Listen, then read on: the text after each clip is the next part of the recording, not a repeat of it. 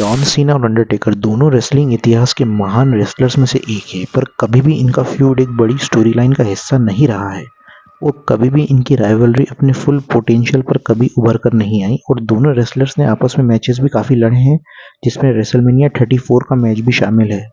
और ऐसे बहुत सारे रीजंस भी रहे हैं जिसकी वजह से John Cena versus Undertaker showdown कभी भी प्रॉपर तरीके से बुक नहीं हो पाया था।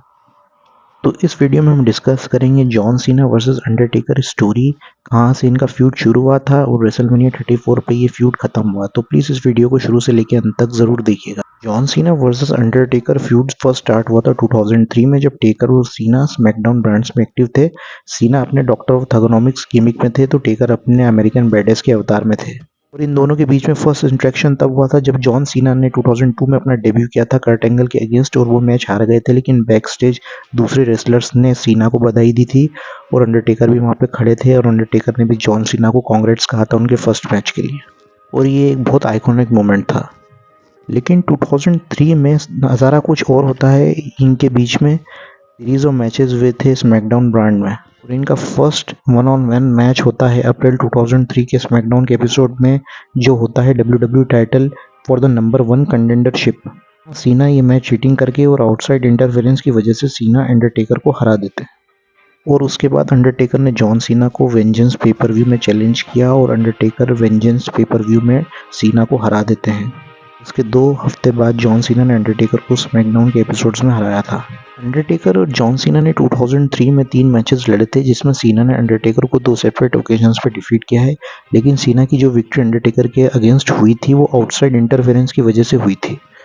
इसके 1 साल बाद जॉन सीना 2004 में एक बेबी फेस बन गए थे और उस समय अंडरटेकर हील हुए थे और उन्होंने पॉल हेमन के साथ पार्टनरशिप फॉर्म कर ली थी और पॉल हेमन अंडरटेकर को मैनेज कर रहे थे। अंडरटेकर वर्सेस जॉन सीना का मैच सेट होता है और ऐसा फर्स्ट टाइम इस ओकेजन पर अंडरटेकर चीटिंग का सहारा लेके जॉन सीना को डिफीट कर देते हैं, और ये एक बहुत ही रेयर मोमेंट रहता है जहाँ पर अंडरटेकर ने किसी तरह की ऐसी गंदी टैक्टिक्स यूज़ करी हो मैच जीतने के लिए। और इसके बाद बहुत सारी ओकेजन्स पर जॉन सीना ने कहा था कि वे अंडरटेकर को डिफीट कर सकते हैं। सीना और अंडरटेकर के एनकाउंटर काफ़ी एक्साइटिंग थे, जो रूथलेस एग्रेशन एरा के अर्ली स्टेजेस का हिस्सा रहे थे। अब बात करेंगे इंटर ब्रांड एक्शन की। जब जॉन सीना 2005 में रॉ ब्रांड में ड्राफ्ट हुए थे तो सीना और अंडरटेकर का इंटरेक्शन काफ़ी रेयर हो गया था। इसके बाद सीना और टेकर के 3 मैचेस हुए थे। 2006 के रॉ के एक एपिसोड में सीना और टेकर का मैच हुआ था, जिसमें किंग बुकर के इंटरफेरेंस से मैच नो कॉन्टेस्ट पर फिनिश होता है। 2007 में एक बार फिर से सीना और टेकर का आमना सामना हुआ था एक टैग टीम कॉम्पिटिशन्स में, जहां पर सीना और माइकल्स फेस किया था टेकर और बटिस्टा को। उनके रेसलमेनिया 23 के एक्सपेक्टेड अपोनेंट्स थे और दोनों रेसलर्स ने अपने एक्सपेक्टेड अपोनेंट्स पर जीत हासिल की थी रेसलमेनिया 23 में। अब बात करते हैं जॉन सीना चैलेंज करते हैं अंडरटेकर को रेसलमेनिया 34 के लिए। जब अंडरटेकर ने अपना रिटायरमेंट अनाउंस किया था, जब वे हारे थे रोमन रेंज से रेसलमेनिया 33 में, तो इसके बाद अंडरटेकर टेलीविजन पर एक बार अपीयर हुए थे, जो रॉ का 25th एनिवर्सरी वाला एपिसोड था। और अंडरटेकर ने अपनी तरफ से एक प्रोमो भी कट किया था, पर उन्होंने कोई हिंट नहीं किया था कि उनके फ्यूचर रेसलमेनिया मैच के लिए। और इसके बाद जॉन सीना अंडरटेकर को टीज करना शुरू कर देते हैं और रेसलमेनिया 34 को होने के लिए कुछ हफ्तों का ही समय बचा था। जॉन सीना अंडरटेकर को चैलेंज कर देते हैं कि वे शो अप करें और चैलेंज एक्सेप्ट करें, और अंडरटेकर सीधे रेसलमेनिया 34 में अपीयर होते हैं और जॉन सीना को भी डिफीट कर देते हैं और मैच 3 मिनट तक भी नहीं हो पाता है। फैंस एक्साइटेड हुए थे कि सीना वर्सेस अंडरटेकर मैच फाइनली उन्हें विटनेस करने को मिला रेसलमेनिया में, पर यह मैच अपने भी एक बिलो एवरेज मैच निकला, जो अपने फुल पोटेंशियल और एक्सपेक्टेशन पर खरा नहीं उतर पाया था और फैंस डिसअपॉइंटेड हुए इस क्लासिक एनकाउंटर से।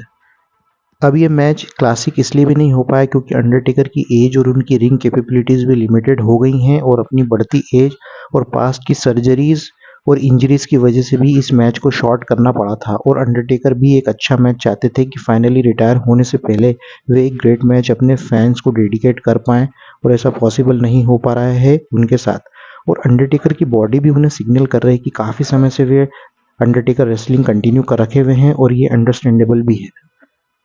और ऐसे रूमर्स भी थे कि सीना वर्सेस अंडरटेकर मैच रेसलमेनिया 32 और 33 में हो सकते थे, पर ऐसा नहीं हो पाया।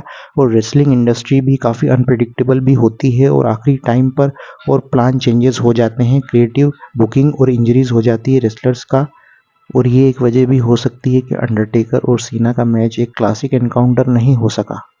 हालांकि इसमें आप जॉन सीना को क्रेडिट दे सकते हैं उनका और टेकर के मैच को बिल्डअप के लिए। और रेसलमेनिया 34 में टेकर की एब्सेंस में दोनों रेसलर्स ने फाइनली अपने फैंस को एक रेसलमेनिया मोमेंट तो दिया, पर ये एक शर्म की भी बात है कि शायद ये एक बिलो एवरेज मैच से एक अच्छा मैच भी हो सकता था, क्योंकि जॉन सीना और अंडरटेकर रेसलिंग इंडस्ट्री के महान और दिग्गज रेसलर्स में से एक हैं।